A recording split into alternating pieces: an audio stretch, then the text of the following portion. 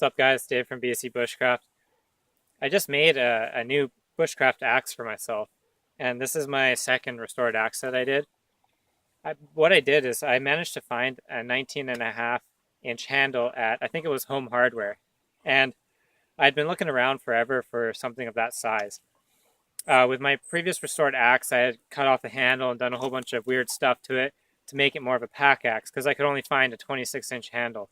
So I was incredibly happy that I managed to find something that's roughly 20 inches because I think that's about the right size for a bushcraft axe.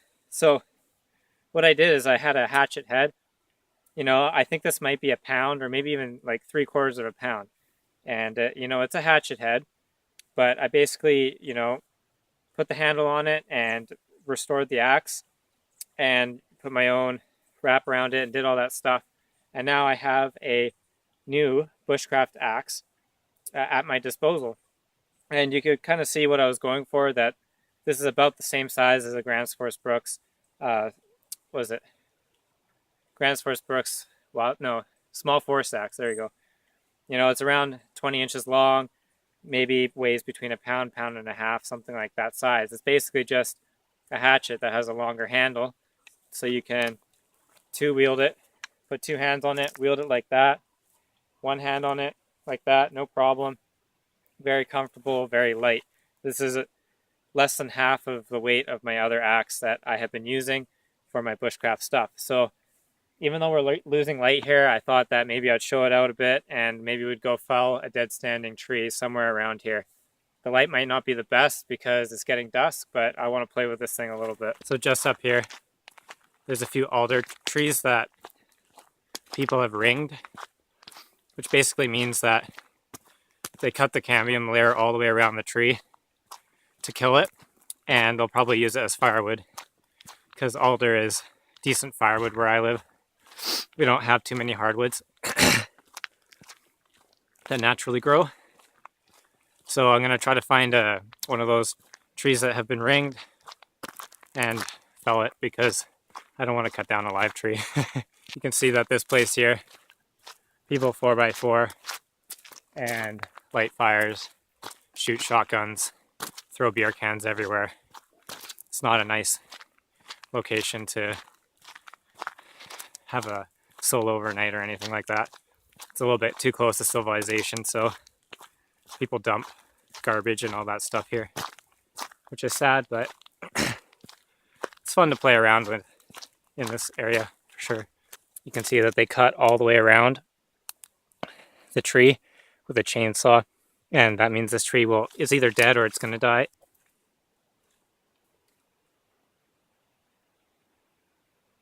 I think this will be the one that we'll take down. It's going to die anyways, and it's just about the right size for this axe too.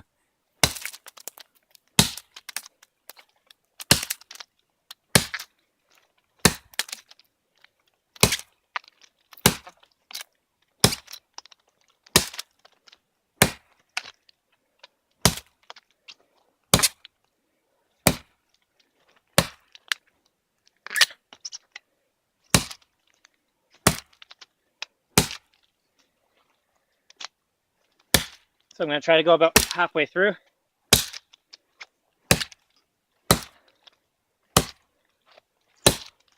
That's pretty good. Definitely halfway through. Now we'll do the back cut.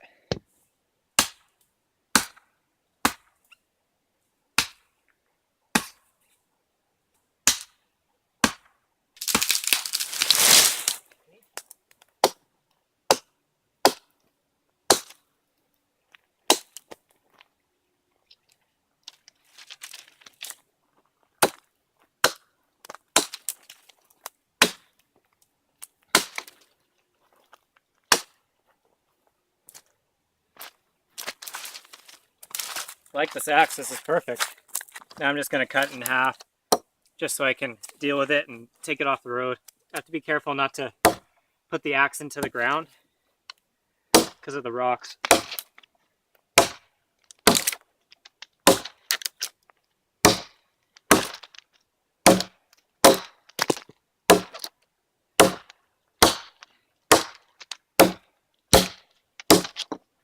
fold over. Just do little ones so I don't put my axe into the rock.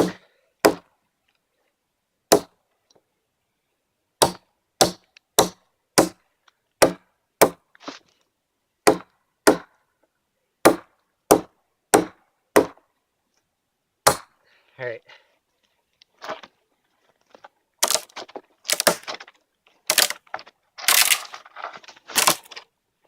Yep, that's good.